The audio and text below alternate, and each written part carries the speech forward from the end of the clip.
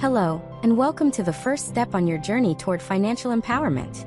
My name is Ayman Mahmood, and I'll be your guide designed to demystify the world of personal finance.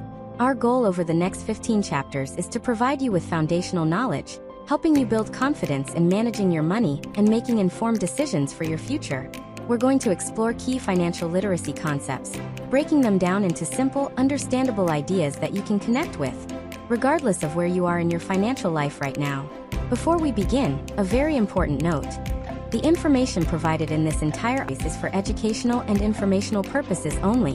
It is not intended to be and should not be taken as financial, investment, legal, or tax advice. Personal financial situations are unique, and any decisions you make should be done in consultation with qualified professionals who can assess your individual needs.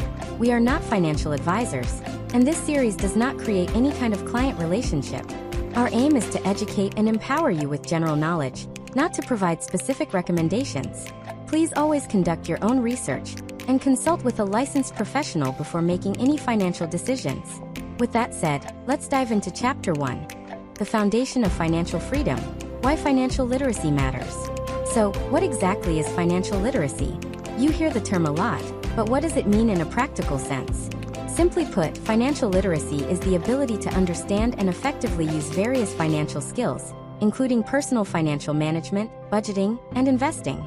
It's not about being a math genius or a Wall Street expert. It's about knowing how money works in the world and, more importantly, how to make it work for you. Think of it like learning to navigate. If you're given a map and a compass but don't know how to read them, you're likely to get lost. The financial world is your map, and financial literacy is the skill of reading that map. It allows you to see where you are, decide where you want to go, and plot a clear course to get there, avoiding common pitfalls along the way. Without this knowledge, we often end up drifting, reacting to financial events rather than proactively planning for them. This can lead to stress, debt, and a feeling of being constantly behind. The first and most crucial step in this journey is a mindset shift. For many of us, money is a source of anxiety. We might avoid looking at our bank statements or opening credit card bills because we're afraid of what we'll find. This is a common and very human reaction. The goal of financial literacy is to transform that fear into confidence. It's about shifting your perspective from being a passive observer of your financial life to becoming its active, empowered manager. This means understanding that money is a tool. It's not inherently good or bad. It's a resource that you can direct to build the life you want. Whether your goal is to buy a home, travel the world, retire comfortably, or simply have a safety net for emergencies, money is the vehicle that can help you get there. Learning to manage it effectively is like learning to drive that vehicle safely and efficiently toward your destination. Now let's talk about the first pillar of managing your finances. Understanding what comes in and what goes out. This is the concept of cash flow. It sounds simple, but it's the bedrock of everything else we will discuss. To begin, you need a clear picture of your income and your expenses. First, let's look at income. It's important to distinguish between gross income and net income. Your gross income is the total amount of money you earn before any deductions are taken out. This is the big number you might see on an employment offer letter. However, it's not the amount you can actually spend. Your net income, often called your take-home pay, is the amount of money you receive in your bank account after taxes, health insurance premiums, retirement contributions, and other deductions have been subtracted. This is the real number you have to work with each month. Understanding your net income is critical because it represents your actual financial resources. Once you have a firm grasp of what's coming in, the next step is to understand what's going out. This means tracking your expenses. The idea of tracking every dollar can feel daunting, but it's an exercise in awareness, not judgment. It's not about making yourself feel bad for buying a coffee, it's about gathering data. You can't make a plan without knowing your starting point. There are many ways to track your expenses. You could use a dedicated budgeting app on your phone, a simple spreadsheet, or even a classic pen and notebook. The method doesn't matter as much as the consistency. For 1 month, try to record everything you spend money on, from your rent or mortgage payment to that pack of gum you bought at the checkout counter. At the end of the month, categorize these expenses. You can create broad categories like housing, transportation, food, utilities, personal care, and entertainment. This exercise often leads to surprising aha moments. You might discover that small, seemingly insignificant daily purchases add up to a significant amount over the month. Or you might realize you're spending more in one area than you thought, and less in another. This information is pure gold. It gives you the power to see where your money is actually going, which is the first step toward telling it where you want it to go instead. This brings us to the concept of a budget. The word budget has a bad reputation. Many people associate it with restriction, deprivation, and feeling like you can't have any fun. Let's reframe that. A budget is not a financial diet. It is a spending plan. It's a tool for intentionality. It's you proactively deciding how you want to allocate your resources to meet your needs and achieve your goals. At its core, a budget is a simple equation.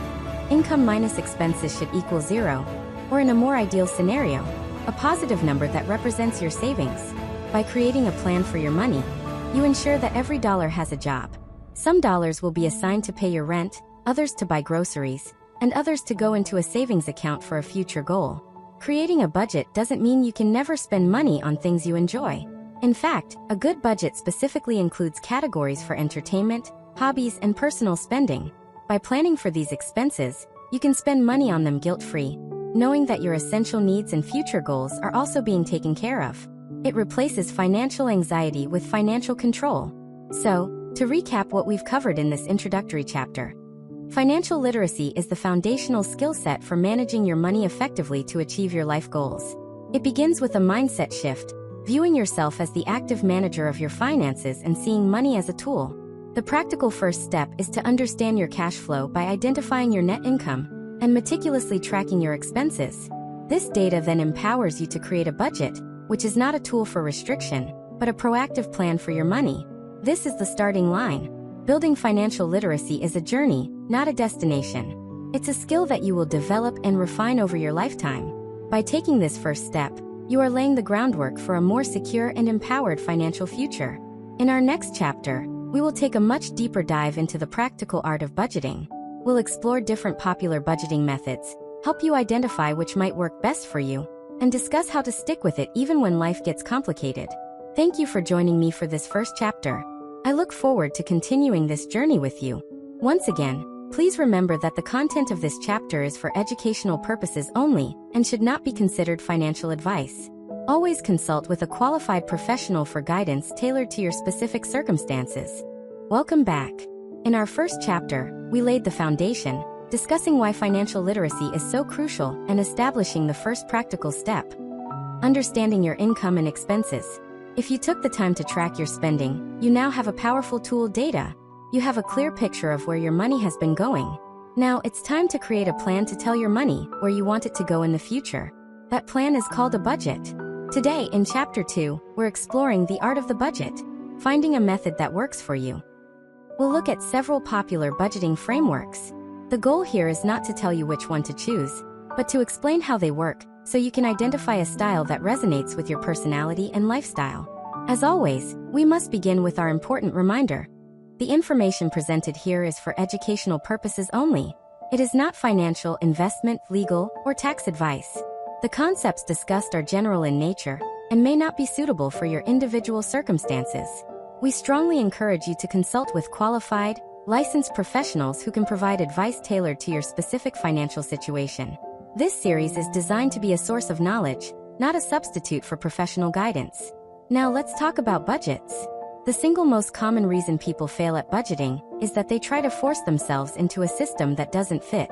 A budget is a personal tool, and it has to work for you. Some people love detailed spreadsheets, while others prefer a more hands-off approach. The best budget is the one you can stick with consistently. So let's explore a few popular methods. First up is the 50/30/20 guideline. This is a fantastic starting point for beginners because of its simplicity. It's less of a strict budget and more of a spending framework. The idea is to divide your net income, your take-home pay, into 3 categories. 50% is allocated to your needs.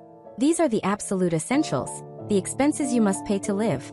This category typically includes things like rent or mortgage payments, utilities like electricity, water, and internet, groceries, the essential food not dining out, transportation costs to get to work, insurance payments, health, auto, minimum debt payments. 30% is allocated to your wants. This category is for lifestyle choices, the things that make life more enjoyable but aren't strictly necessary for survival. This could include dining out and entertainment, subscription services like Netflix or Spotify, hobbies and shopping for non-essential items, vacations and travel. Finally, 20% is allocated to savings and debt repayment. This is the category focused on your financial future. It includes building an emergency fund, contributions to retirement accounts like a 401k or an IRA, saving for a down payment on a house or a car, making extra payments on high-interest debt like credit cards or personal loans. The beauty of the 50/30/20 guideline is its flexibility. It gives you a clear, high-level overview of your spending without getting bogged down in tiny details. It helps you see if your spending is balanced and if you're prioritizing your future.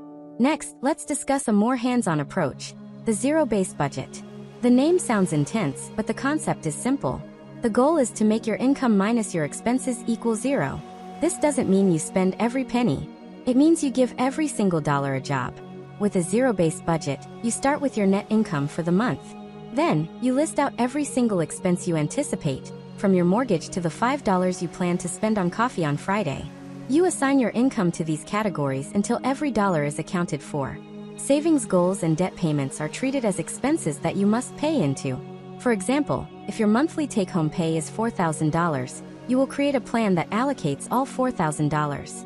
It might look something like this: $1,500 for rent, $400 for groceries, $200 for utilities, $150 for gas, $500 toward a credit card, $300 into savings, and so on, until the total equals $4,000.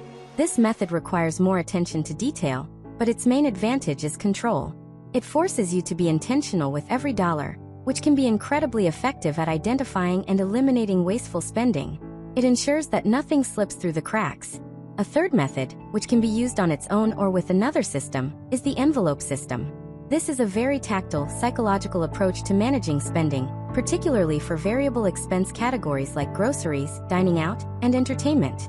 In its traditional form, you would withdraw a set amount of cash for each of these categories at the beginning of the month and put it into labeled envelopes.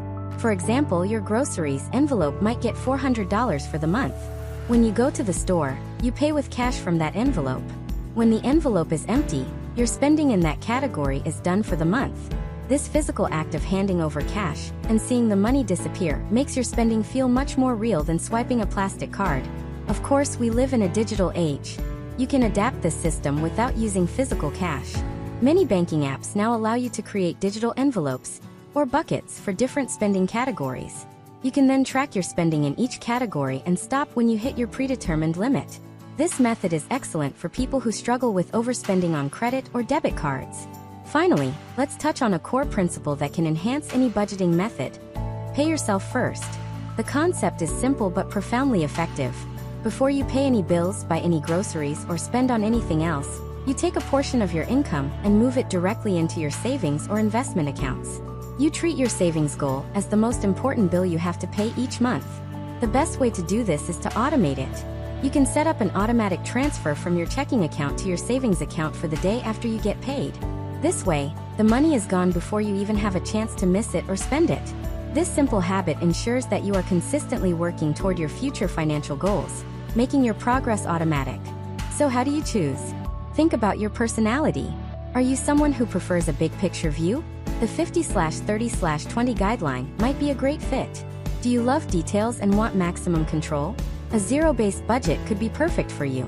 Do you need help controlling your spending in certain areas? The envelope system might be the solution. Remember, the goal is not perfection, it's progress. Your first budget won't be perfect.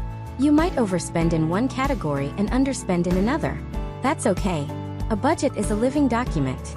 The key is to review it regularly, perhaps every week or at the end of each month, and make adjustments. Life happens. Your expenses and income will change over time, and your budget should evolve with you. In our next chapter, we will expand on the topic of income.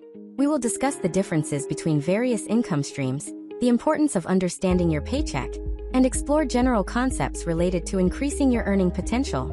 Thank you for listening. The journey to financial well-being is built one step at a time, and creating a spending plan is one of the most powerful steps you can take. And as a final reminder, this material is for your education and information. It is not a substitute for personalized advice from a qualified financial, legal, or tax professional. Hello and welcome back to our financial literacy series. In our last chapter, we explored the art of budgeting, covering different methods designed to help you create a spending plan that fits your life. A budget is a powerful tool for managing the money you have.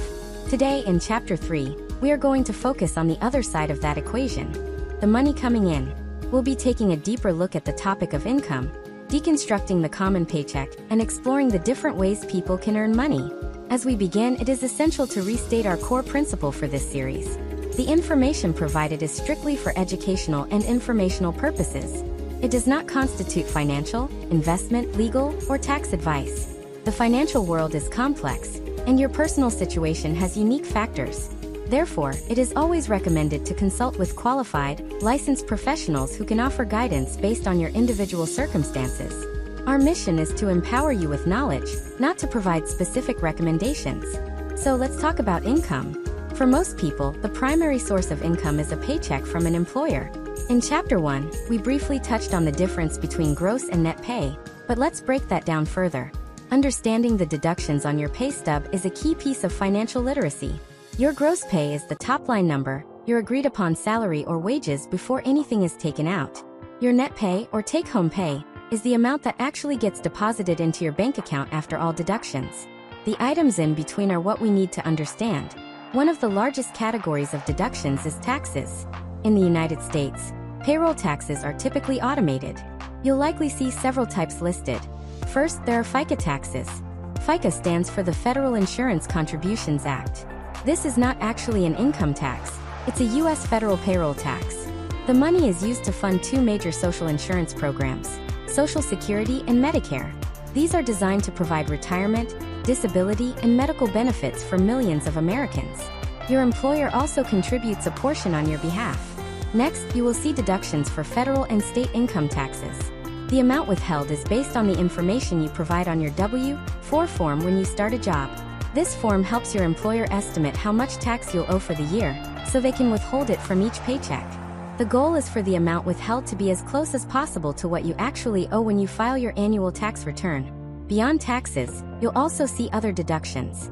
Many of these are considered pre-tax deductions. This is an important concept. Pre-tax means the money is taken out of your gross pay before income taxes are calculated. This has the effect of lowering your taxable income, which can, in turn, reduce the amount of income tax you owe. Common examples of pre-tax deductions include contributions to certain workplace retirement plans, like a 401k or 403b, premiums for employer-sponsored health, dental, or vision insurance, contributions to accounts like a health savings account, HSA, or flexible spending account, FSA. By understanding these deductions, you gain a much clearer picture of your total compensation package, which is more than just your salary. Now let's broaden our definition of income. Relying on a single source of income from a primary job is common, but it's not the only way. For the purpose of financial planning, it's helpful to think about income in a few different categories. The first and most familiar is active income. This is money you earn in direct exchange for your time and labor. Your salary, hourly wages, commissions, and tips all fall under this category. It's called active because your direct, ongoing effort is required to earn it. If you stop working, the income stops. A second category is passive income. This term is often misunderstood. It doesn't mean money for nothing. Passive income generally requires an upfront investment of either time or money, which then has the potential to continue earning with minimal ongoing daily effort. Examples could include rental income from a real estate property you own, royalties from a book you wrote or a song you created, or revenue from an online business that is largely automated. Building streams of passive income can be a long-term goal for creating greater financial stability. A third category is portfolio income, which is sometimes called investment income. This is money earned from your investments. Examples include dividends, which are payments that some companies make to their shareholders, interest earned from savings accounts, certificates of deposit CDs, or bonds, capital gains, which is the profit made from selling an asset, like a stock or a piece of property, for more than you paid for it. Understanding these different types of income can open up your perspective on building wealth over the long term. While active income is where most people start, many financial strategies involve using that active income to build sources of passive and portfolio income over time. This brings us to a crucial point. One of the most powerful levers in your financial life is your ability to increase your income. While budgeting helps you optimize what you do with your current resources, Earning more gives you more resources to work with. There are many general paths people explore to increase their income. One path is to increase the value of your active income from your primary job.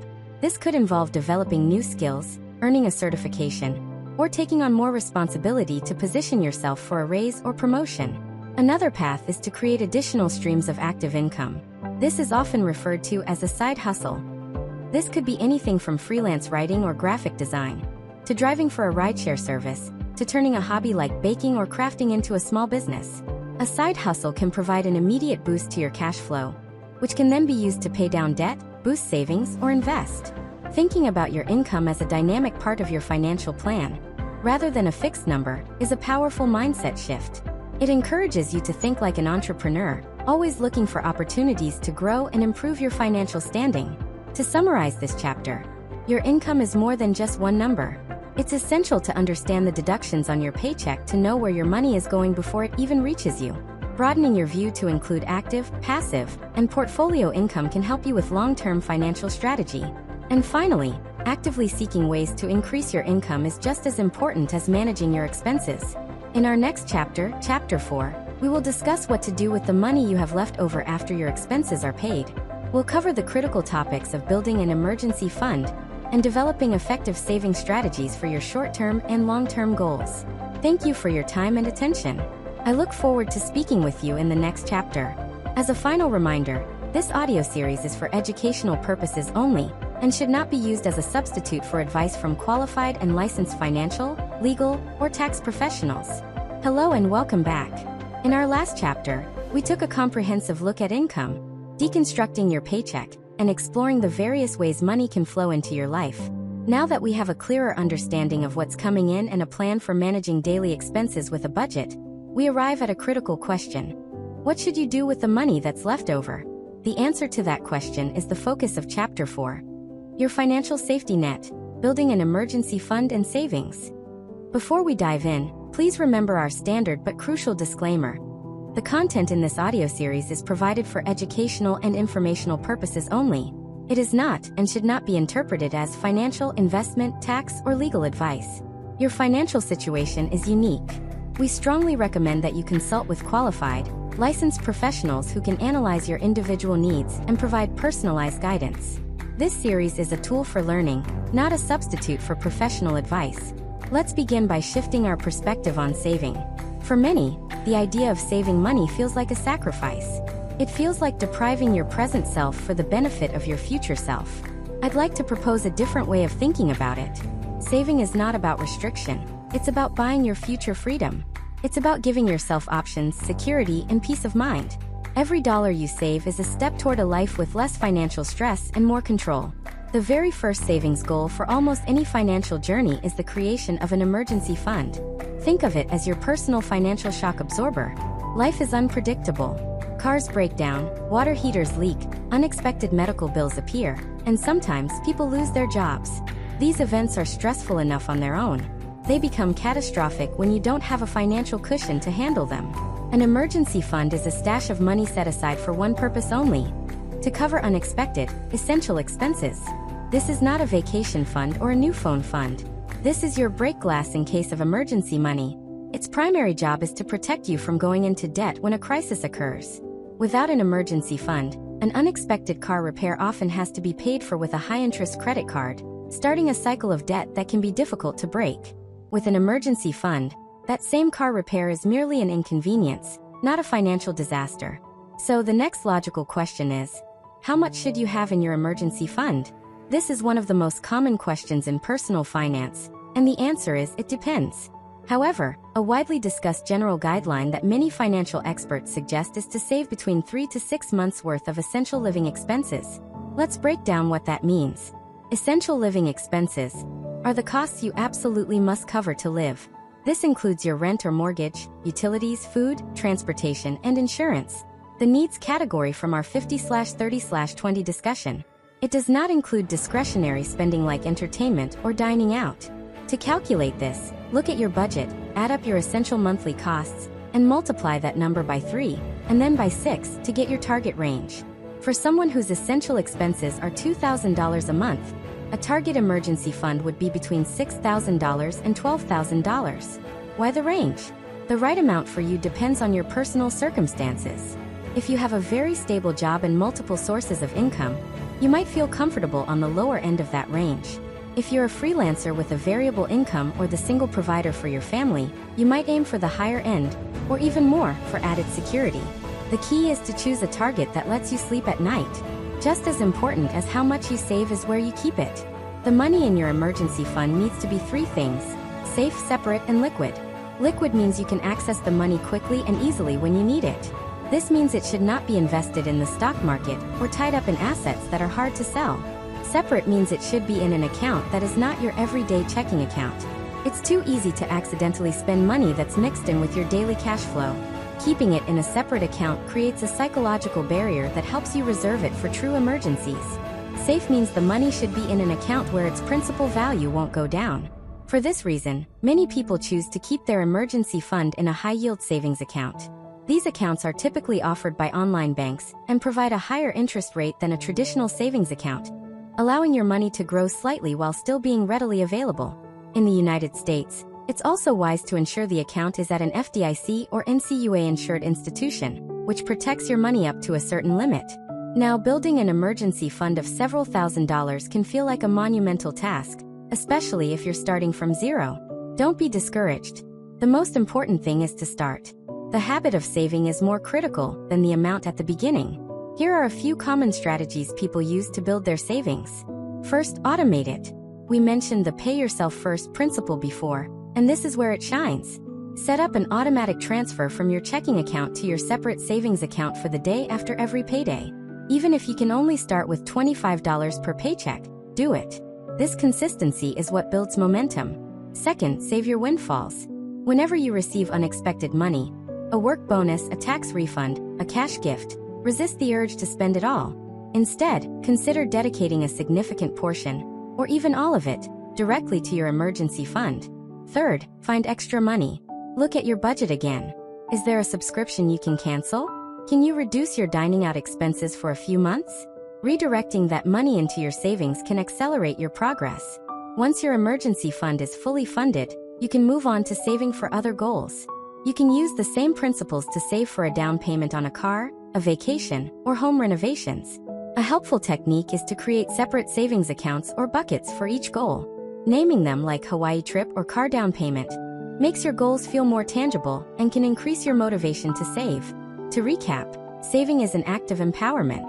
Your first and most critical savings goal should be an emergency fund of 3 to 6 months of essential expenses, kept in a separate, safe, and liquid account. The most effective way to build this fund is to start small, be consistent, and automate the process. With a solid emergency fund in place, you are protected from life's unexpected turns. In our next chapter, we will address the other side of the financial coin, debt. We will explore the different types of debt, the impact of interest, and general strategies for managing and reducing it. Thank you for joining me today. I look forward to guiding you through the next step of your financial journey. As a final reminder, the content presented here is for educational purposes only and should not be considered a substitute for personalized advice from a qualified professional. Hello and welcome back. In our previous chapter, we focused on building your financial foundation by creating an emergency fund and developing strong savings habits. That safety net is designed to protect you from future financial shocks. But what about financial challenges from the past or present? That brings us to the topic of Chapter 5. Navigating the world of debt. Understanding and managing what you owe. For many, debt is a source of significant stress and anxiety. It can feel like a heavy weight holding you back. Our goal in this chapter is to demystify debt, transforming it from a source of fear into a manageable part of your financial picture. We'll discuss what debt is, explore different types, and cover some well-known strategies for paying it down. As we proceed, please keep our essential disclaimer in mind. This series is for educational and informational purposes only. The content is general in nature and is not intended as financial, investment, legal, or tax advice. Personal debt situations can be very complex. We strongly urge you to consult with qualified professionals, such as a nonprofit credit counselor or a certified financial planner, who can provide guidance tailored to your specific circumstances. So let's start with the basics. At its core, debt is simply money that you have borrowed and are obligated to pay back, usually with an added cost. That cost is called interest. Think of interest as the rental fee you pay for using someone else's money, whether that someone is a bank, a credit card company, or another lending institution. The amount of interest you pay is typically expressed as an APR, or annual percentage rate. The APR is a crucial number because it represents the yearly cost of your loan, helping you understand how expensive it is to borrow that money. A lower APR means a lower cost of borrowing. In the world of personal finance, it's common to hear debt categorized as either good debt or bad debt. This isn't a moral judgment, but rather a way to think about the purpose of the loan. Good debt is a term often used to describe money borrowed to purchase something that has the potential to increase your net worth or your income over time. In other words, it's an investment in your future. Common examples might include a mortgage to buy a home, which is an asset that can appreciate in value, student loans to pay for a college degree or certification that can lead to higher earning potential, a business loan to start or grow a company. It's very important to note that these are not automatically good. A loan becomes less strategic if its interest rate is excessively high or if the payments are not manageable within your budget.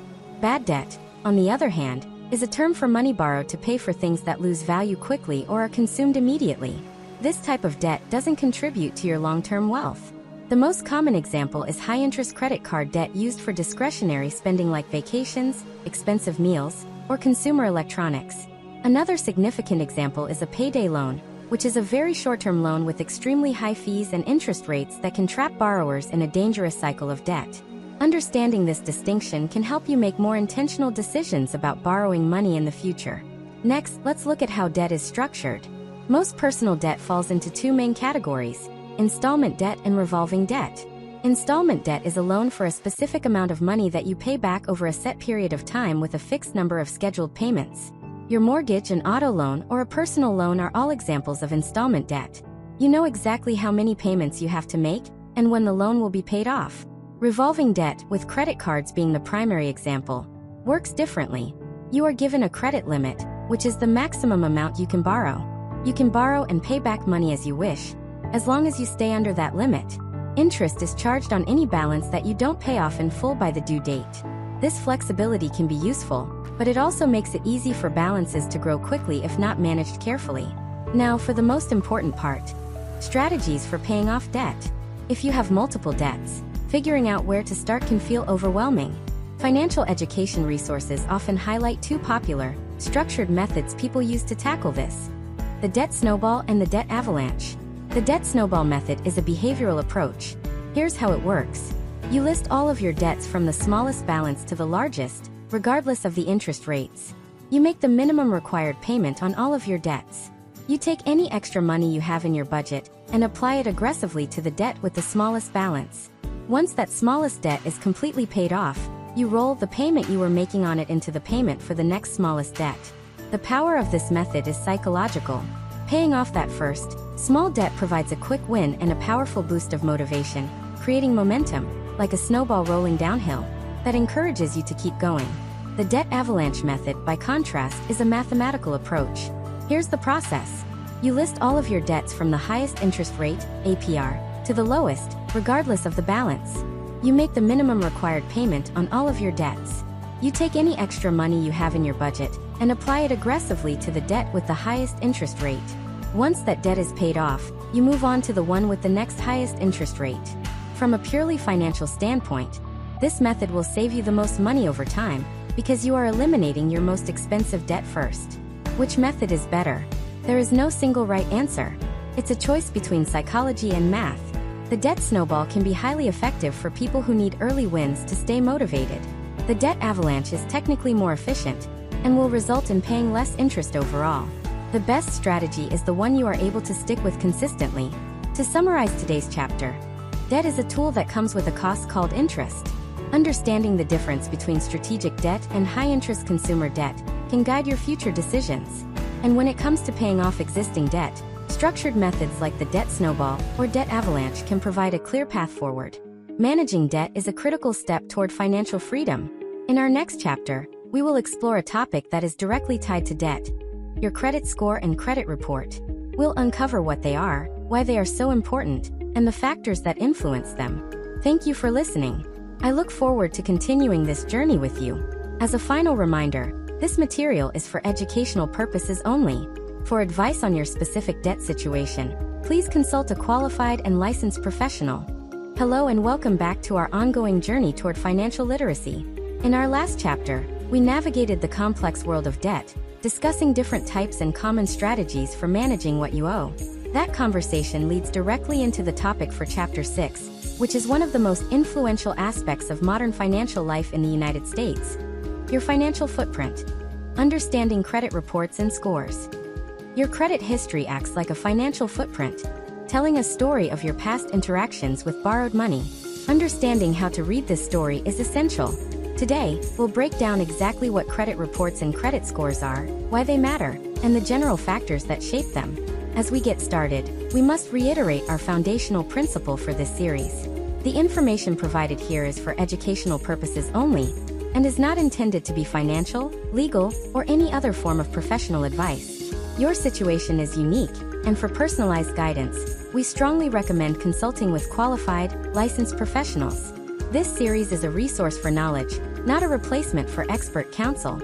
Let's begin by distinguishing between two terms that are often used interchangeably, but are actually different: the credit report and the credit score. First, let's talk about the credit report. Think of your credit report as your detailed financial biography. It's a comprehensive record of your history with borrowing and repaying money. In the United States, there are three major credit bureaus that compile and maintain these reports: Equifax, Experian, and TransUnion.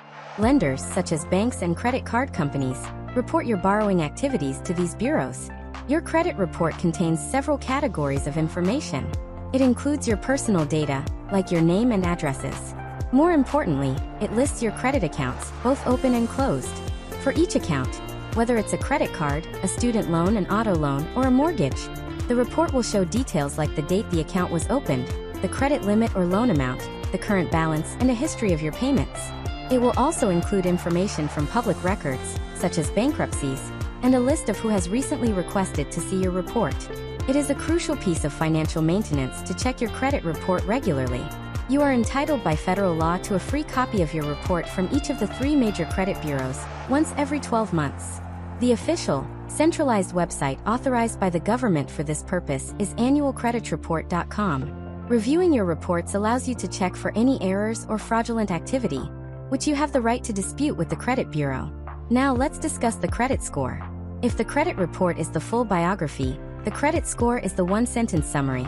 It's a three-digit number, typically ranging from 300 to 850, that is calculated based on the information in your credit report. It's designed to be a quick snapshot of your creditworthiness at a single moment in time. Lenders use this score to assess the risk of lending money to you. A higher score generally suggests to lenders that you are a lower-risk borrower, which can make it easier to be approved for loans, and can unlock more favorable interest rates. A lower score might result in a loan application being denied or being approved but with a much higher APR. Your credit score can impact your ability to get a mortgage, an auto loan, a credit card, and in some cases, it can even be a factor for landlords or insurance companies. There are several different credit scoring models, but the two most widely used are FICO and VantageScore. While their specific calculations are proprietary, they are transparent about the key factors that influence your score. Understanding these factors is the key to understanding your credit health. There are 5 main components. Payment history accounts for approximately 35% of a typical FICO score. This is the single most important factor. It tracks whether you have paid your past credit accounts on time. A history of consistent, on-time payments will have a positive impact. Amounts owed, approximately 30%. This category looks at how much you owe across all your accounts. A key metric here is your credit utilization ratio, especially on revolving accounts like credit cards. This ratio is your total credit card balances divided by your total credit card limits. For example, if you have a $2,000 balance on a card with a $10,000 limit, your utilization is 20%. A lower credit utilization ratio is generally viewed more favorably by scoring models. Length of credit history, approximately 15%. This factor considers the age of your oldest credit account and the average age of all your accounts. A longer history of responsible credit use can positively influence your score. Credit mix, approximately 10%. Lenders generally like to see that you can successfully manage different types of credit, such as a mix of installment loans, like an auto loan, and revolving credit, like credit cards. New credit, approximately 10%. This looks at how many new accounts you have recently opened and how many recent inquiries have been made for your credit report. Opening several new credit accounts in a short period can sometimes be interpreted as a sign of financial risk. So, based on these factors, what are some general principles for building and maintaining a positive credit history? The foundation is to consistently pay all of your bills on time. Another principle is to keep the balances on your credit cards low relative to their credit limits. It's also generally considered wise to be thoughtful about applying for new credit, avoiding many applications in a short time frame. And as mentioned before, regularly checking your credit reports is a key habit, allowing you to catch and address any potential inaccuracies. To summarize this chapter, your credit report is the detailed history of your borrowing, and your credit score is a numerical snapshot of that history. This score is shaped by 5 key factors, with payment history and the amount you owe being the most significant. Understanding these elements empowers you to manage your financial footprint proactively. In our next chapter, we will shift our focus from the present and past to the future. We will begin to explore the world of investing, starting with the foundational concepts and the mindset required to begin building long-term wealth. Thank you for joining me today. I look forward to speaking with you in our next session. As a final reminder, the information presented here is for educational purposes only and is not a substitute for advice from a qualified financial professional. Hello and welcome back. Over the last 6 chapters, we have built a strong foundation for your financial house. We've learned to budget, manage income, build a savings safety net, and understand the worlds of debt and credit. With that foundation in place, we can now turn our attention from managing our finances day to day to building wealth for the long term. This brings us to Chapter 7, an introduction to investing, putting your money to work. The world of investing can seem intimidating, filled with complex charts and confusing jargon. Our goal today is to cut through that noise. We will introduce the core concepts of investing in a simple, understandable way. We are not going to talk about what specific things to invest in, but rather what investing is and the fundamental principles behind it. Before we go any further, this chapter requires our most important disclaimer yet. The information provided here is for educational and informational purposes only, and is absolutely not investment, financial, or tax advice. All investment strategies have the potential for profit or loss. Past performance of any investment is not an indication of future results. Investing involves risk, including the possible loss of the principal amount you invest. Please consult with a qualified and licensed financial advisor or other professional who can assess your individual situation and help you make decisions that are right for you. First, let's clarify the difference between saving and investing. We discussed saving in Chapter 4. Saving is the act of setting aside money in a safe, easily accessible place, like a high-yield savings account. The primary goal of saving is to preserve your capital for short-term goals or for your emergency fund. Investing, on the other hand, is the act of using your money to purchase assets with the goal of generating a return or having them grow in value over time. While saving is about protecting your money, investing is about growing your money. The primary reason people invest is to build wealth and to make their money grow at a rate that is faster than inflation. Inflation, as you may know, is the general increase in prices over time, which reduces the purchasing power of your cash. Money sitting in a low-interest account might actually be losing value over time when you factor in inflation. The central concept you must understand in investing is the relationship between risk and return. This is the fundamental trade-off in the investment world. Generally speaking, assets that have the potential for higher returns also come with a higher level of risk. Assets that are considered safer or lower risk typically offer lower potential returns. What do we mean by risk? In investing, risk refers to the degree of uncertainty about the return on an asset. It includes the possibility that you might lose some, or even all, of the money you invested. Understanding your own personal tolerance for risk is a key part of developing any long-term financial strategy. Now let's define a few of the most basic building blocks of the investing world. First, there are stocks, also known as equities. When you buy a stock, you are buying a small piece of ownership in a publicly traded company. Think of it like buying a single, tiny slice of a very large pizza. If the company performs well and is profitable, the value of your ownership slice may increase. If the company performs poorly, its value may decrease. Second, there are bonds, also known as fixed income securities. When you buy a bond, you are essentially lending money to an entity, which could be a corporation or a government. In return for your loan, the issuer of the bond agrees to pay you periodic interest payments over a set term. At the end of that term, known as the bond's maturity date, the issuer returns your original investment, the principal. Bonds are generally considered to be less risky than stocks. For many individuals, buying individual stocks and bonds can be complex. That's where vehicles like mutual funds and exchange-traded funds, ETFs, come in. A mutual fund or an ETF is essentially a basket that holds a collection of different investments. It pools money from many people to buy a wide variety of stocks, bonds, or other assets. When you buy a share of a mutual fund or ETF, you are instantly buying a small piece of all the investments held within that basket. This leads us to one of the most important principles in investing: diversification. You've likely heard the old saying, "Don't put all your eggs in one basket." That is the core idea of diversification.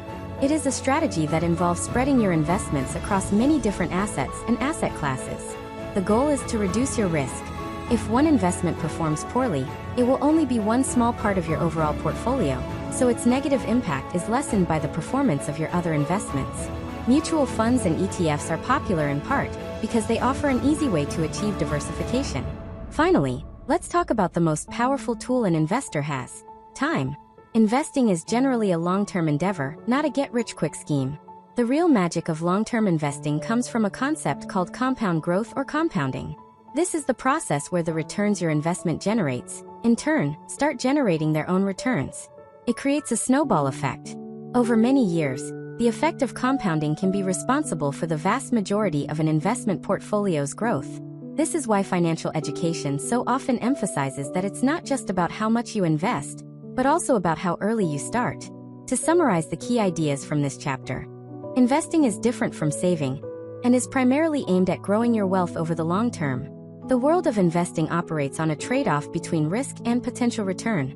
Common investment types include stocks and bonds, and diversification is a key strategy for managing risk.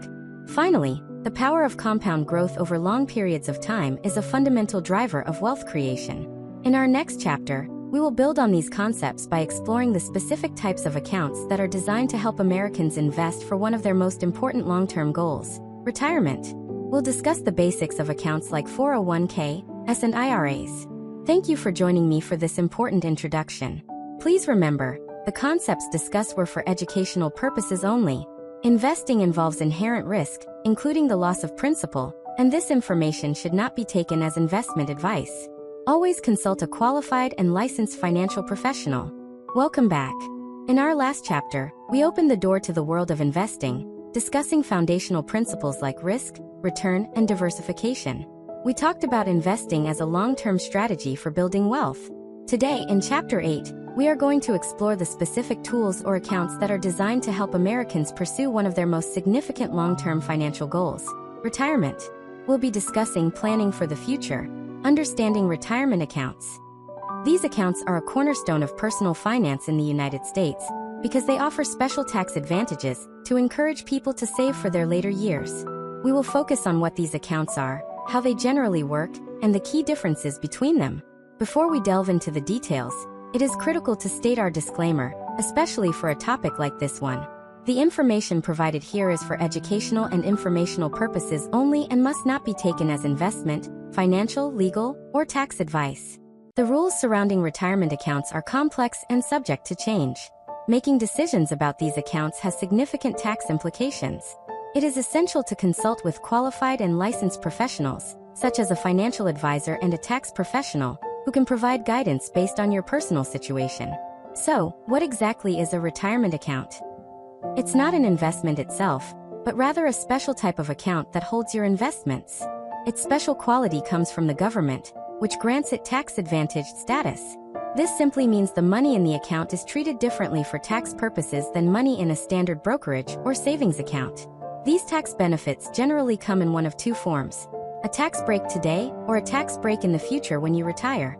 Let's start with the most common type of retirement account: the employer-sponsored plan. The most well-known of these is the 401k. A 401k is a retirement plan offered by many private sector employers to their employees. If your employer offers one, you can typically choose to contribute a percentage of your paycheck directly into your 401k account. Similar plans include the 403b for employees of nonprofit organizations and public schools, and the Thrift Savings Plan, TSP, for federal government employees. One of the most powerful features of many of these workplace plans is the employer match.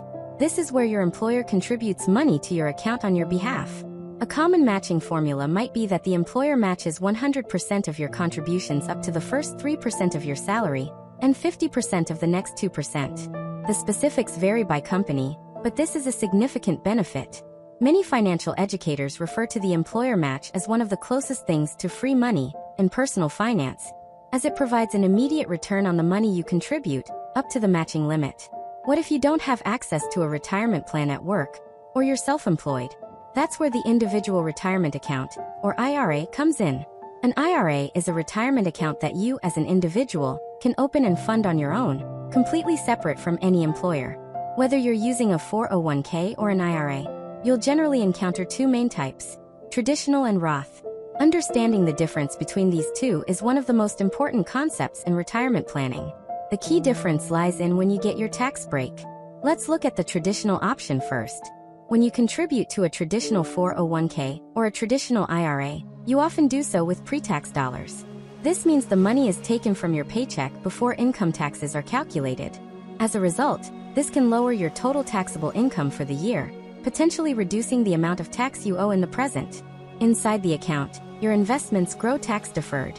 This means you do not pay any taxes on the interest, dividends, or capital gains each year.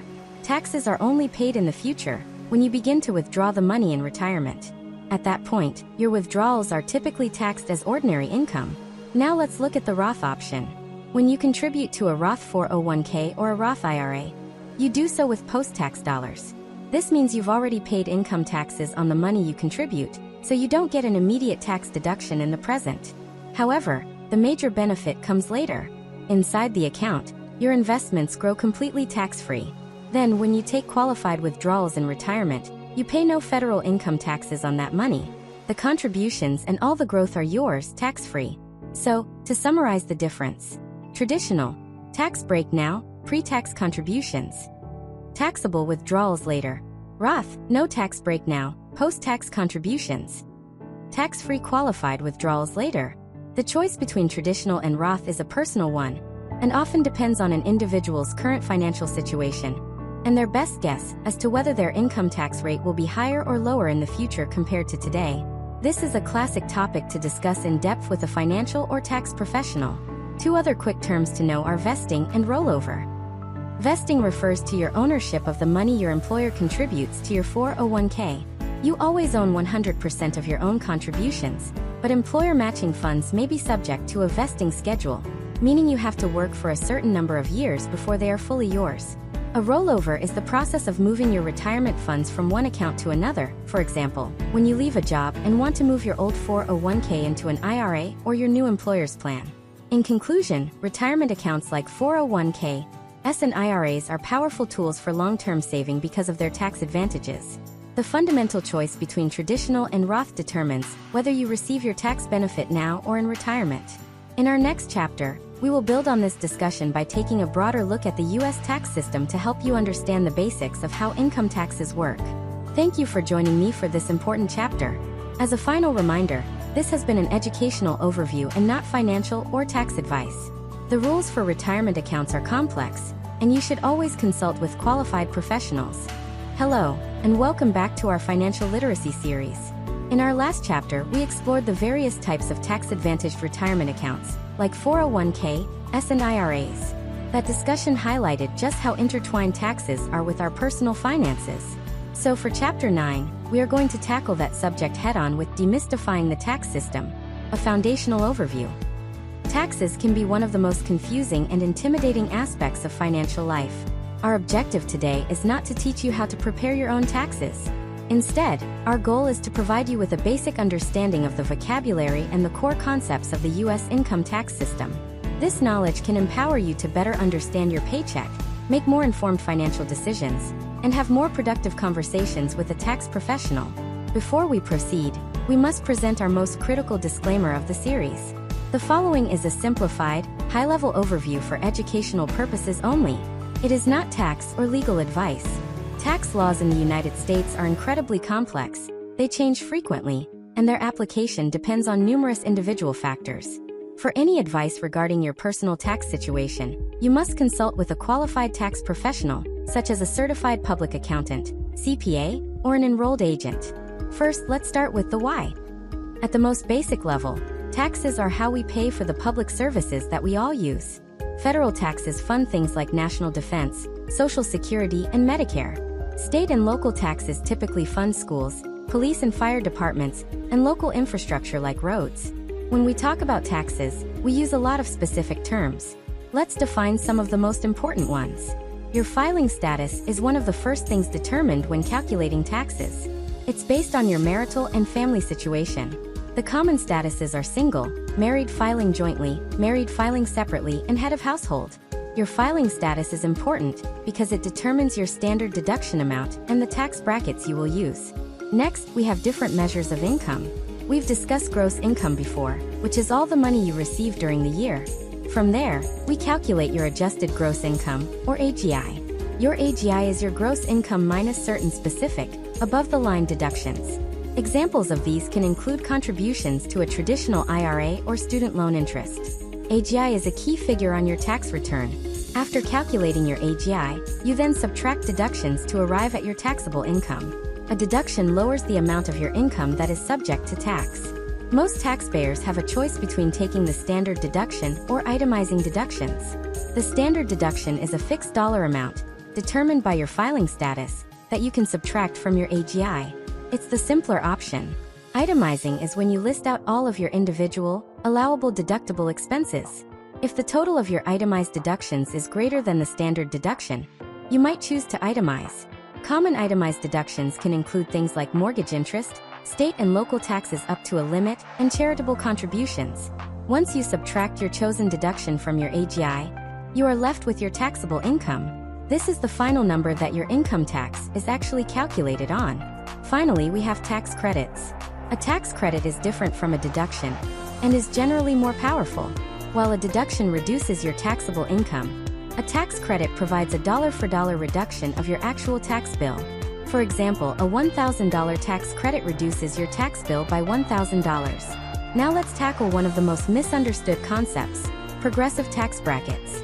The U.S. uses a progressive tax system. This does not mean that all of your income is taxed at the same rate. It's helpful to think of your taxable income as filling up a series of buckets. The first bucket is the largest and is taxed at the lowest rate. Once your income fills that bucket, any additional income spills over into the next bucket, which is taxed at a slightly higher rate. This continues through all the buckets, or brackets. This means that only a portion of your income is taxed at your highest marginal tax rate. Everyone pays the same low rate on their first dollars of taxable income, regardless of how much they earn in total. Understanding this concept is key to understanding how our income tax system works. Throughout the year, you interact with several key tax forms. The W-4 is a form you fill out for your employer when you start a job. It tells your employer how much federal income tax to withhold from your paychecks. The W-2 is a form you receive from your employer at the end of the year. It summarizes your total earnings and the total amount of taxes that were withheld. You might also receive 1099 forms. These report income you received from sources other than an employer, such as from freelance work or interest from a savings account. Finally, the Form 1040 is the main form that individuals use to file their annual federal income tax return with the IRS. It's where you report your income, claim deductions and credits, and calculate whether you owe more tax or are due a refund. To conclude this chapter, the U.S. tax system is a complex but essential part of our financial lives. By understanding the basic vocabulary, like AGI, deductions, and credits, and the concept of progressive tax brackets, you can feel more confident and less intimidated by the topic. The goal is not to be a tax expert, but to be an informed citizen. In our next chapter, we will shift our focus from taxes to another critical area of financial planning: managing risk. We will cover the basics of insurance and its role in protecting your financial well-being. Thank you for tuning in to this important overview. And as a final crucial reminder, this chapter was a simplified educational summary. It was not tax advice. Please, for all matters regarding your personal tax situation, consult with a qualified tax professional. Hello and welcome back. In our last chapter, we peeled back the layers of the U.S. tax system, aiming to build a foundational understanding of how it works. So far in this series, we have focused on building wealth and managing your finances. But a crucial part of any solid financial plan is protecting what you've built. This brings us to a new pillar of financial literacy, risk management. And that is the topic of Chapter 10. The role of insurance. Protecting your financial well-being. Insurance can sometimes feel like a reluctant expense, paying for something you hope you never have to use. But its true value is peace of mind. Today, we'll discuss the fundamental concept of insurance, define some key terms, and provide a high-level overview of the most common types of insurance that form a financial safety net. Before we begin, a special disclaimer for this chapter is essential. The following is a general overview of insurance concepts, and is for educational purposes only. It is not insurance or financial advice, nor is it a recommendation or endorsement of any specific product or company. The world of insurance is complex, and your personal needs are unique. To properly assess your situation and get the right coverage, you must consult with a licensed and qualified insurance professional. So what is insurance at its core? The simplest way to think about it is risk transfer. Life is full of risks. The risk of a car accident, a health emergency, or damage to your home. Any of these events could lead to a massive, unexpected financial loss that could derail your life. Insurance is a tool that allows you to transfer the financial burden of that risk from yourself to an insurance company. In exchange for a regular, predictable payment, the company agrees to cover the large, unpredictable costs of a covered event. To understand how insurance policies work, you need to know the basic vocabulary. First is the premium. This is the amount of money you pay on a regular basis, monthly, semi-annually, or annually, to the insurance company to keep your policy active. Next is the deductible. This is the amount of money you must pay out of pocket for a covered loss before the insurance company's coverage kicks in. For example, if you have a $1,000 deductible on your auto insurance, and you have a covered accident that costs $5,000, you would pay the first $1,000, and the insurance company would cover the remaining $4,000. Coverage refers to the specific protections and financial benefits included in your policy. And the policy itself is the formal legal contract between you and the insurance company that details all the terms and conditions. Finally, a claim is the formal request you file with the insurance company to receive payment for a covered loss. Now let's briefly touch on some of the most common types of insurance, and the risks they are designed to manage. Health insurance. This is designed to help cover the costs of medical care, including doctor visits, hospital stays, prescription drugs, and preventative care. A major medical event can be one of the most significant financial shocks a person can experience, and health insurance is the primary tool for mitigating that risk. In the US, people typically get health insurance through an employer, from the government-run marketplace, or through public programs like Medicare and Medicaid. Auto insurance. In almost every state, auto insurance is a legal requirement for drivers. Its purpose is to provide financial protection in the event of an accident. A basic policy typically includes liability coverage, which pays for damages you may cause to another person or their property. You can also get collision coverage for damage to your own car from an accident, and comprehensive coverage for non-accident related damage, like from theft or a storm. Homeowners or renters insurance. If you own a home, homeowners insurance protects your dwelling and your personal belongings against events like fire, theft, or a storm. It also provides liability coverage if someone is injured on your property. A common misconception is that if you rent, you don't need insurance. Renter's insurance is incredibly important. While your landlord's insurance covers the building, it does not cover your personal possessions. Renter's insurance protects your furniture, electronics, and other belongings, and also provides liability protection. Life insurance. This type of insurance is designed to provide financial support to your loved ones after you pass away. A life insurance policy pays out a tax-free sum of money, known as a death benefit, to your designated beneficiaries. The primary purpose is often to replace lost income for dependents, to cover final expenses and debts, or to leave an inheritance. The two broadest categories are term life insurance, which provides coverage for a specific period of time, and permanent life insurance, which provides lifelong coverage and typically includes a cash value savings component. Disability insurance. Many people consider this to be one of the most underrated forms of insurance. Your single greatest asset is arguably your ability to earn an income. Disability insurance is designed to protect that asset. If you become sick or injured and are unable to work for an extended period, this insurance replaces a portion of your lost income, allowing you to continue paying your bills and maintaining your lifestyle. Choosing the right type and amount of insurance is a highly personal process. It requires a careful assessment of your individual circumstances, your age, health, income, debts, and whether you have any dependents. This needs analysis is a critical conversation to have with a licensed insurance professional who can help you navigate your options. In summary, insurance is not an expense but a form of protection. It is a fundamental part of a sound financial plan, shielding you and your family from potentially catastrophic financial losses. In our next chapter, we will discuss some of the largest financial decisions and goals many people face, such as the process of buying a car and the foundational steps toward purchasing a home. Thank you for listening. And as our final reminder, this has been an educational overview of insurance concepts, not advice. Please speak with a qualified and licensed insurance agent or advisor to address your specific needs. Hello and welcome back to our series. In our last chapter, we discussed the critical role of insurance in protecting our assets and our financial well-being from unforeseen events. Now that we understand how to protect our assets, let's talk about the process of acquiring two of the biggest assets many Americans will ever own.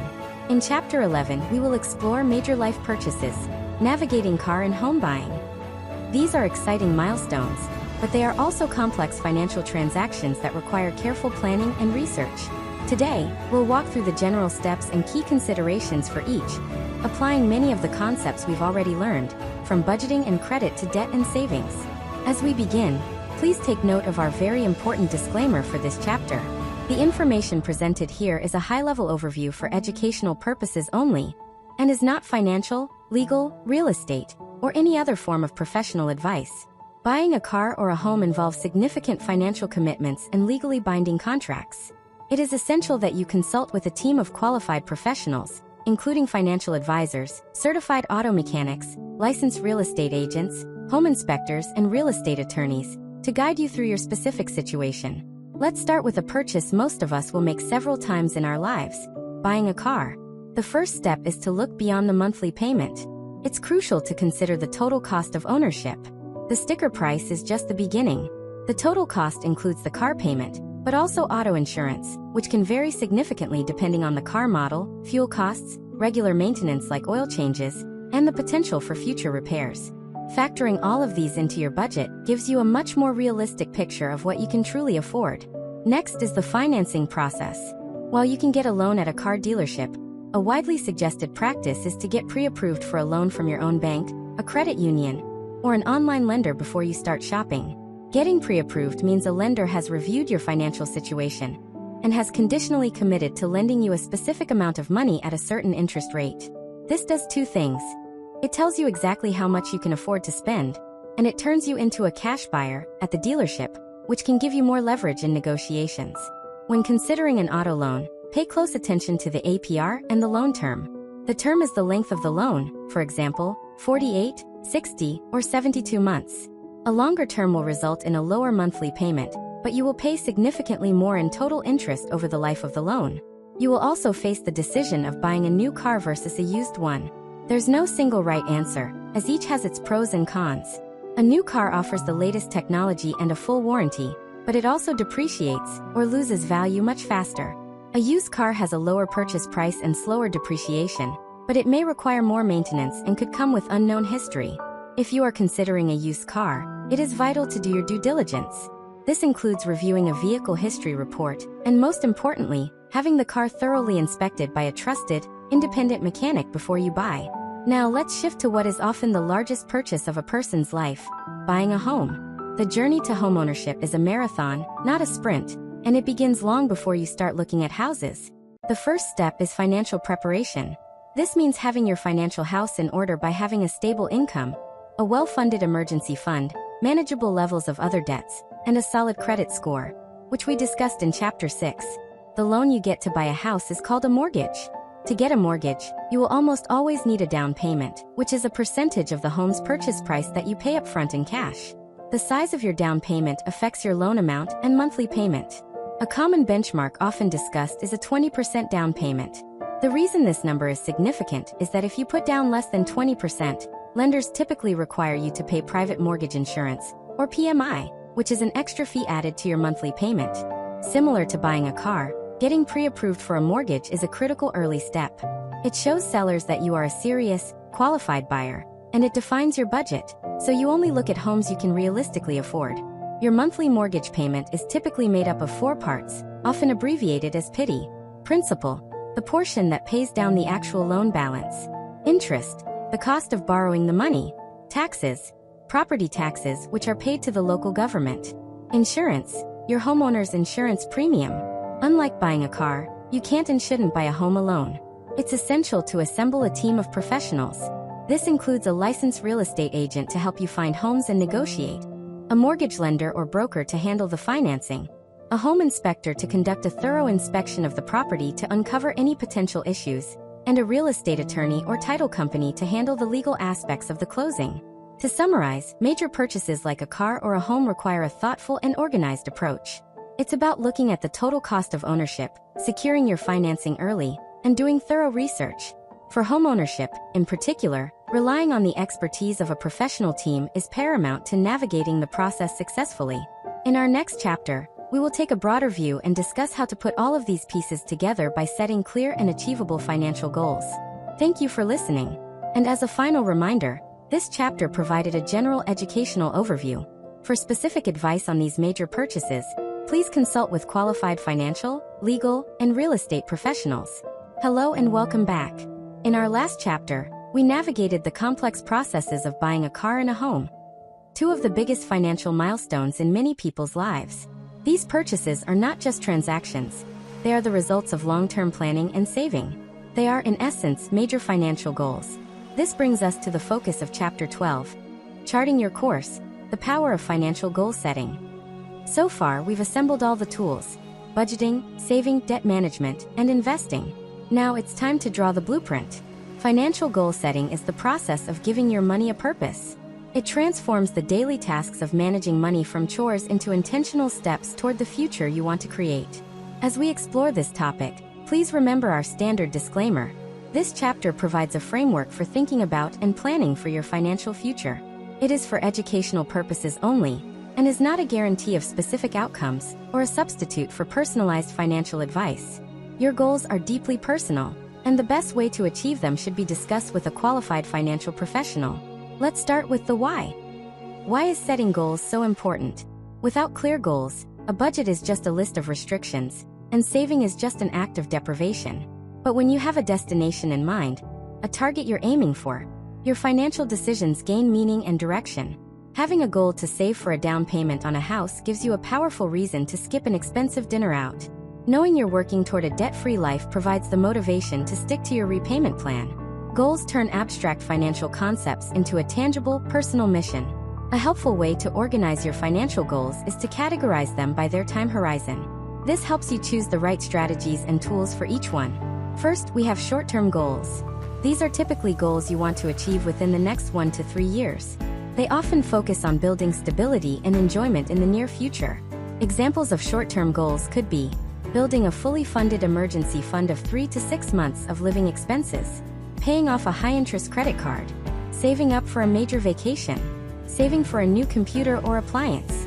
Next are midterm goals. These usually have a time frame of 3 to 10 years. These goals often represent significant life milestones. Examples might include saving a down payment for your first home, saving to buy a car with cash to avoid a loan, paying off your student loans, saving for a wedding or another major life event. Finally, we have long-term goals. These are objectives that are more than 10 years away. They form the foundation of your future financial security. The most common long-term goals are saving and investing for a comfortable retirement, saving for a child's future college education, paying off your mortgage ahead of schedule. Once you have an idea of what you want to achieve, the next step is to make those goals concrete. A vague goal like, "I want to save more money," is hard to act on. For this, a widely used and effective framework is setting SMART goals. SMART is an acronym that stands for S specific. Your goal must be clear and well-defined. Don't just say save for a car. A specific goal would be save for a down payment on a reliable used sedan. M measurable. You need to attach a number to your goal. How much money do you need to achieve it? A measurable goal is save $5,000 for a down payment on a reliable used sedan. A achievable. Your goal needs to be realistic. Look at your budget and income. Is it possible for you to reach this goal? If a goal feels impossible, you're more likely to give up. It should stretch you, but not break you. Are relevant. The goal has to be important to you. It should align with your personal values and your vision for your life. If a goal doesn't truly matter to you, your motivation to achieve it will fade. And finally, time bound. Your goal needs a deadline. A deadline creates a sense of urgency and helps you prioritize. A time-bound goal is save $5,000 for a down payment on a reliable used sedan within the next 24 months. Let's see that complete SMART goal in action. I will save $5,000 for a down payment on a reliable used sedan in 24 months. This goal is specific, measurable, achievable, relevant, and time-bound. Now you can create an action plan. To save $5,000 in 24 months, you need to save approximately $208 per month. That $208 now becomes a line item in your monthly budget, a job you assign to your money. The final step is to write your goals down and review them regularly. Life changes, and your priorities may shift. A periodic review, perhaps every 6 months or once a year, allows you to adjust your goals as needed, celebrate the progress you've made, and stay connected to your financial vision. In conclusion, financial goals provide the why behind your daily financial habits. By categorizing your goals into short, mid, and long-term horizons, and by making each goal SMART, you transform vague wishes into an actionable roadmap for your financial future.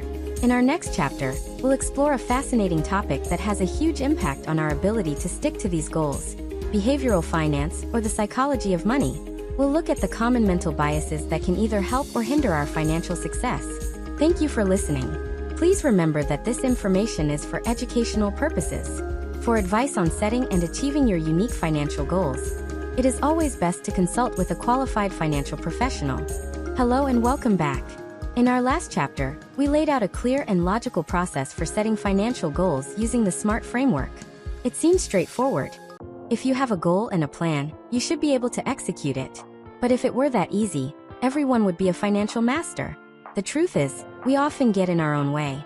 This leads us to the fascinating topic of Chapter 13. Behavioral finance, the psychology of money. Today we're going to explore the human factor in our financial lives. We'll look at why we sometimes make decisions with our money that seem irrational or go against our own best interests. Understanding these common psychological tendencies is not about judging ourselves. It's about gaining self-awareness, which is a superpower in the world of personal finance. Before we dive in, please consider our standard disclaimer. This chapter discusses general concepts from the fields of psychology and behavioral economics. It is for educational purposes only and is not mental health guidance or financial advice. For personalized financial advice, please continue to consult with a qualified professional. For a long time, traditional economics was based on the idea of a perfectly rational human who always makes logical decisions to maximize their own self-interest. Behavioral finance challenges this by acknowledging a simple truth. We are emotional, complex human beings. Our brains are wired to use mental shortcuts or heuristics to make quick decisions. These shortcuts are useful in many parts of life, but when it comes to money, they can sometimes lead us astray. Let's explore a few of the most common and powerful behavioral biases that can influence our financial choices. First is loss aversion. Psychologically, the pain we feel from a loss is roughly twice as powerful as the pleasure we feel from an equivalent gain. For example, the sting of losing a $20 bill feels much stronger than the joy of finding one. How does this play out with our finances? It can make us overly cautious, avoiding potentially beneficial long-term investments because we're afraid of any short-term loss. It can also cause us to hold on to a losing investment for far too long, thinking, "I'll sell it once it gets back to what I paid for it." We do this to avoid the pain of realizing the loss, even if selling and moving on would be the more logical financial move. Next is the herd mentality, also known as social proof. As social creatures, we have a deep-seated instinct to follow the crowd. We assume that if a large group of people is doing something, they must know something we don't. In the financial world, this often manifests as the fear of missing out, or FOMO. We might see a particular stock or investment skyrocketing and feel an overwhelming urge to buy in, not because we've done our research, but simply because everyone else is doing it. The flip side is also true. During a market downturn, the herd mentality can lead to panic selling, as we see others selling and assume we should too, often locking in losses at the worst possible time. Another common bias is the overconfidence bias. This is our tendency to believe we are smarter and more skilled than we actually are. In finance, this can lead people to think they can consistently time the market or pick winning stocks with little effort, underestimating the very real risks involved. It might cause someone to take on too much debt, overconfident in their future ability to pay it back, or to neglect buying adequate insurance, thinking that would never happen to me.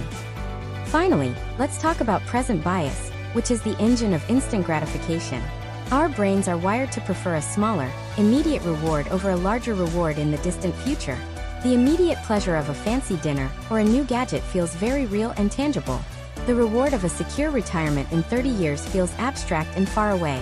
This is why it can be so difficult to stick to a budget or to start saving for long-term goals. We know we should save, but the temptation of present enjoyment is a powerful force. So if our brains are wired with these biases, what can we do?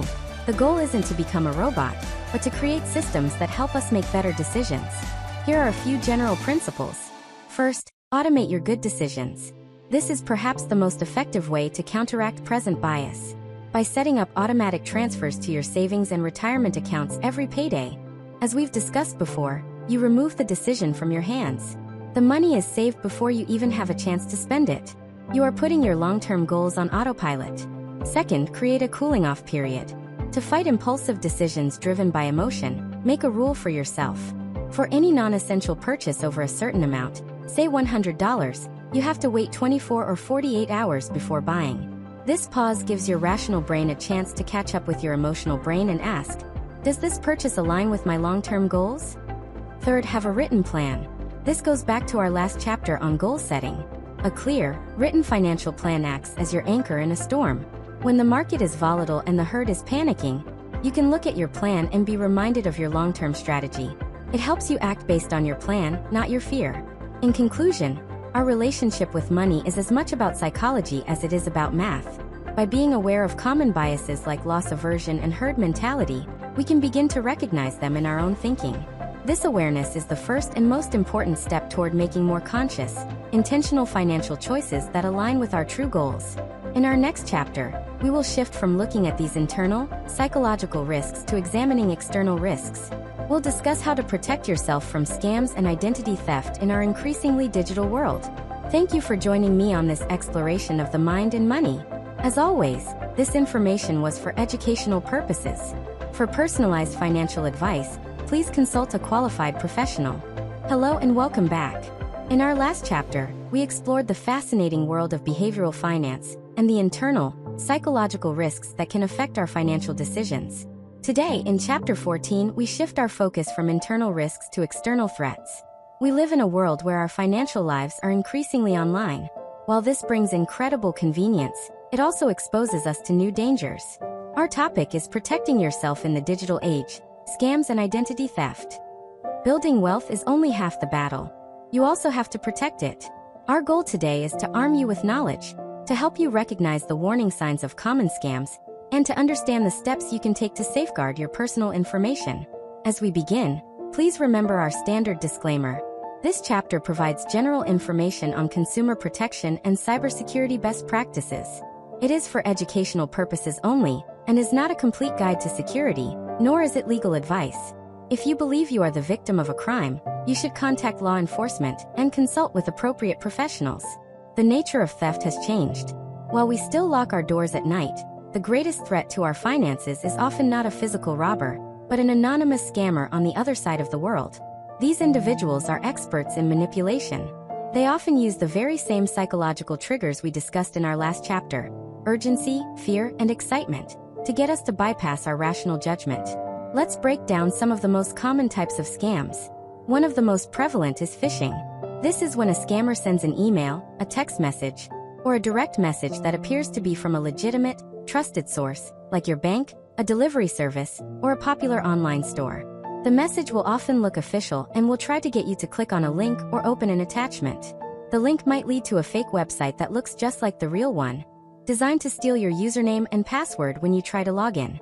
The message might claim your account has been compromised or that you need to verify a purchase, creating a sense of urgency to make you act quickly without thinking. Another common tactic is the impersonation scam. This is where a scammer will call you or email you pretending to be from an official agency, like the IRS, the Social Security Administration, or even tech support from a company like Microsoft or Apple. They might threaten you, saying you owe back taxes and will be arrested if you don't pay immediately. Or they might claim your computer has a virus, and that you need to give them remote access to fix it. Remember, legitimate government agencies like the IRS will almost always initiate contact through official mail, not through a threatening phone call or email demanding immediate payment. You should also be wary of investment scams. These prey on our desire to build wealth quickly. They often promise guaranteed high returns with little or no risk. They might pressure you to act now before a once-in-a-lifetime opportunity disappears. A core principle of financial literacy is understanding that all legitimate investing involves risk. Any promise of guaranteed high returns is a massive red flag. These scams often lead to identity theft. This is what happens when a criminal steals your sensitive personal information, like your name, date of birth, and most importantly, your social security number, and uses it to commit fraud. With this information, an identity thief can open new credit cards in your name, take out loans, or even file a fraudulent tax return to steal your refund. The goal is not to live in fear, but to live with awareness. Here are some general, widely accepted best practices for building your digital defenses. First, practice strong password hygiene. For every important online account, especially financial ones, you should use a password that is long, strong, and unique. A strong password is a mix of upper and lowercase letters, numbers, and symbols. Using the same password across multiple sites is risky. If one site is breached, all your accounts are vulnerable. Many people use a reputable password manager to generate and store complex, unique passwords for all their accounts. Second, enable two-factor authentication, often called 2FA, whenever it's available. This is one of the most effective security measures you can take. It adds a second layer of security beyond your password. Even if a scammer steals your password, they won't be able to access your account without the second factor, which is usually a temporary code sent to your phone. Third, cultivate a healthy sense of skepticism. Be wary of unsolicited communications. If you get an unexpected email from your bank, don't click the link in the email. Instead, close the email, open your web browser, and type in the bank's official website address yourself to log in. Never provide personal information over the phone unless you initiated the call and you are certain who you are speaking to. Finally, you need to monitor your accounts.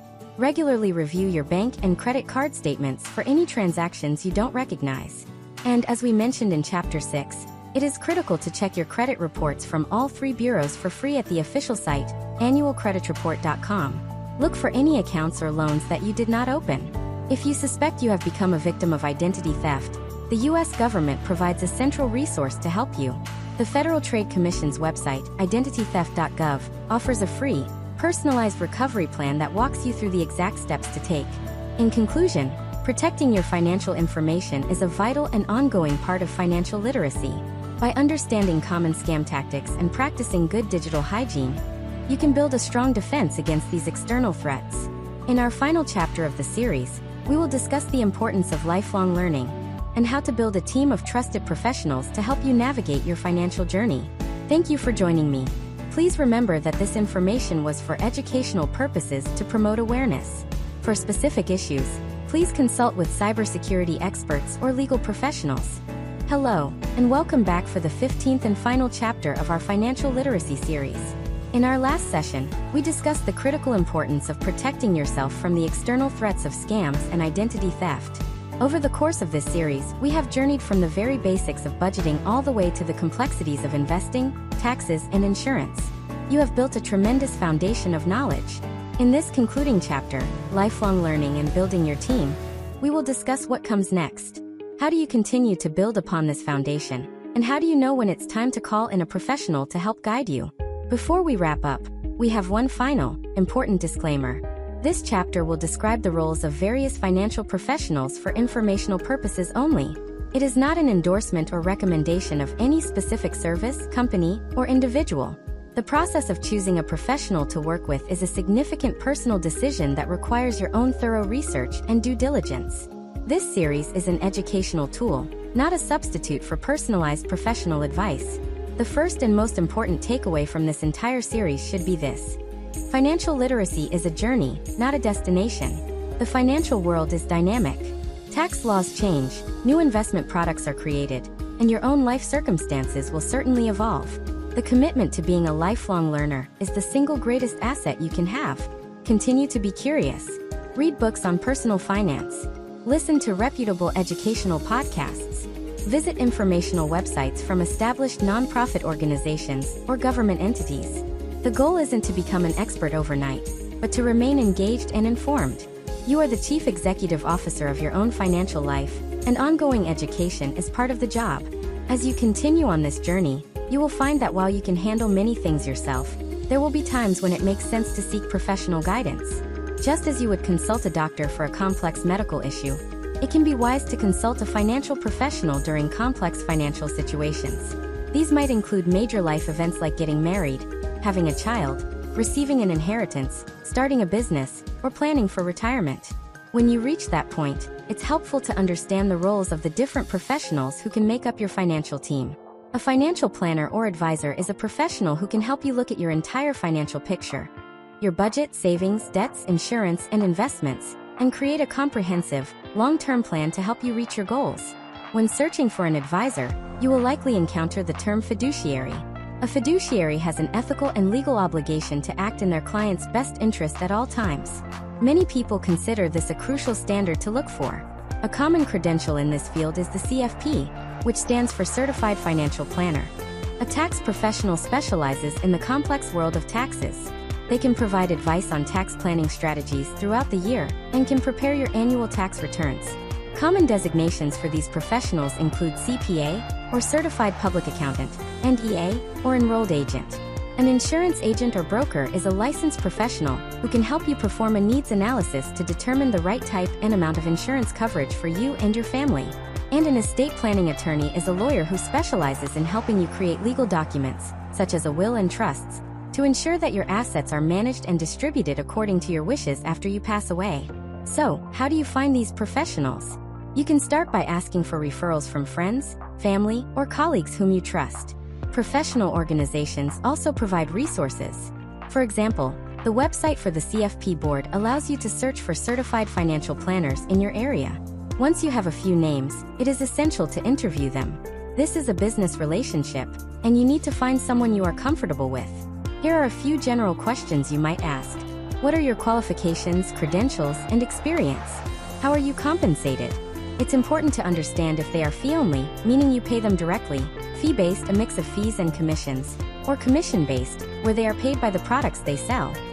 What is your overall financial or investment philosophy? Who is your typical client? Let's take a moment to look back on how far we've come. We began in Chapter 1 by establishing a new mindset, seeing ourselves as the active managers of our financial lives. We built a budget, learned to manage income, and established a savings safety net. We navigated the worlds of debt and credit. We demystified the core concepts of investing, retirement accounts, taxes, and insurance. We've learned to plan for major purchases, set smart goals, understand our own financial psychology, and protect ourselves from threats. You now have the map and the compass. The journey ahead is yours to take. The path to financial well-being is a marathon, built one intentional decision at a time. The knowledge you have gained through this series is the tool that enables those intentional decisions. It is the foundation of a life with more security, more choices, and more freedom. Thank you for joining me on this journey. I wish you the very best as you continue to chart your course toward a brighter financial future. Disclaimer: the information presented is for informational purposes only and is not professional financial, investment, or tax advice. All investments involve risk and may result in partial or total loss. You should always conduct your own research and consult with a qualified financial professional before making any financial decisions. By viewing this video, you agree not to hold the creator liable for any loss or damage arising from your use of the information provided.